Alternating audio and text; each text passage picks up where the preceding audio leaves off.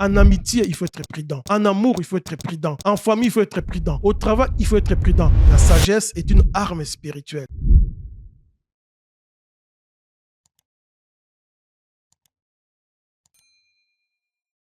Bienvenue dans mon nouveau numéro qui s'intitule « Exerce ton cœur à la sagesse ». Oui, la sagesse est une arme spirituelle et nous puisons la sagesse dans les livres des Proverbes du roi Salomon. Dans la Bible, le roi Salomon était le fils du roi David.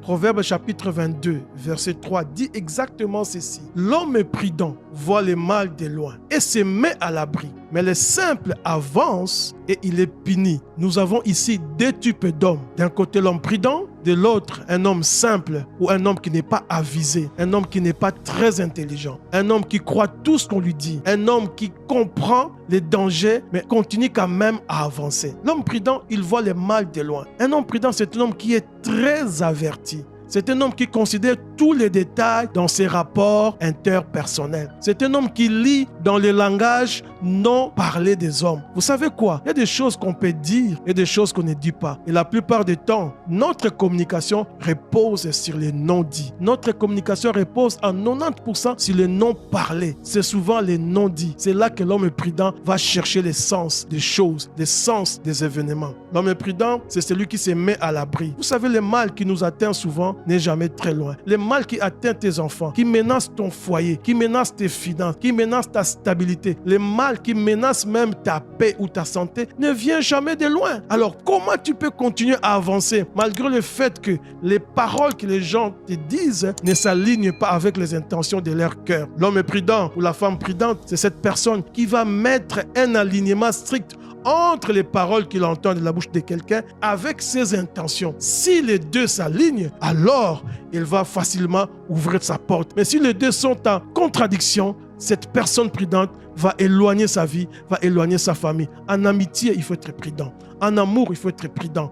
En famille, il faut être prudent. Au travail, il faut être prudent. En amour, ici, je vais dire, lorsque vous débutez une relation d'amour, il faut être prudent. Parce que bien souvent, la personne qui t'approche, la personne qui te courtise, la personne qui veut te fiancer, est parfois une personne qui cache encore sa nature, qui cache encore ce qu'elle est réellement. Alors, si tu es une femme prudente, si tu es un homme prudent, tu ne vas pas croire ses paroles doucereuses, mais tu vas éprouver son comportement, tu vas éprouver sa conduite, tu vas éprouver son attitude. Parce que si déjà pendant les fiançailles, la personne te trompe, la personne te manque de respect, aujourd'hui elle te bloque, demain elle te débloque, est-ce que tu penses que lorsque tu l'auras épousée et que vous serez mariés, cela va changer? Ça ne changera rien. C'est déjà le mal que tu vois. Alors en cette même période de fiançailles, tu peux déjà comprendre que l'avenir n'est que sombre. L'avenir ne te réserve rien de bon. L'avenir ne te réserve rien de paisible. Coupe cette relation. Détache-toi, éloigne-toi. Tu arrives dans une maison, tu arrives dans une famille, c'est toujours toi qui es attaqué.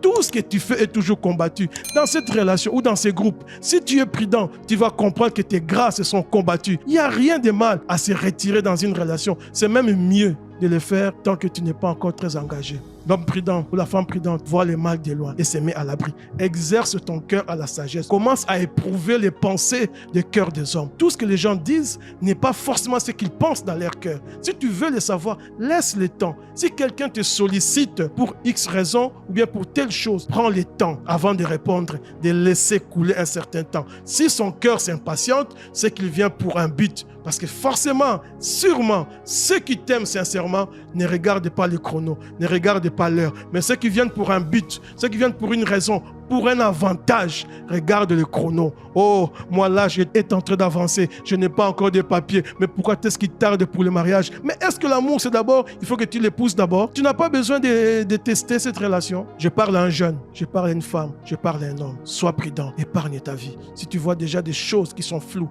dans une relation, arrête-toi. Arrête-toi. Si tu vois déjà un chemin, il y a des doutes dans l'engagement, dans ces business, arrête-toi. Si tu sens déjà qu'il y a des choses qui ne sont pas encore très éclairées dans votre rapport, arrête-toi. L'homme prudent voit le mal de loin et se met à l'abri. Mais le simple, celui qui ne considère rien, celui qui ne voit rien, celui qui n'est pas très averti, celui qui est imprudent, il continue d'avancer, il continue de foncer et c'est là qu'il sera puni. Alors, je t'invite à exercer ton cœur à la sagesse. Sois prudent dans tes rapports, sois prudent dans tes relations, sois prudent en famille, sois prudent au travail, sois prudent à l'école, sois prudent dans toutes tes choses, car le malin n'est jamais très loin. Que Dieu te bénisse. C'était votre humble serviteur, Alain Tandou, des passionnés de Jésus, et que la sagesse divine t'ouvre des portes et te place haut dans la société au nom de Jésus. Amen.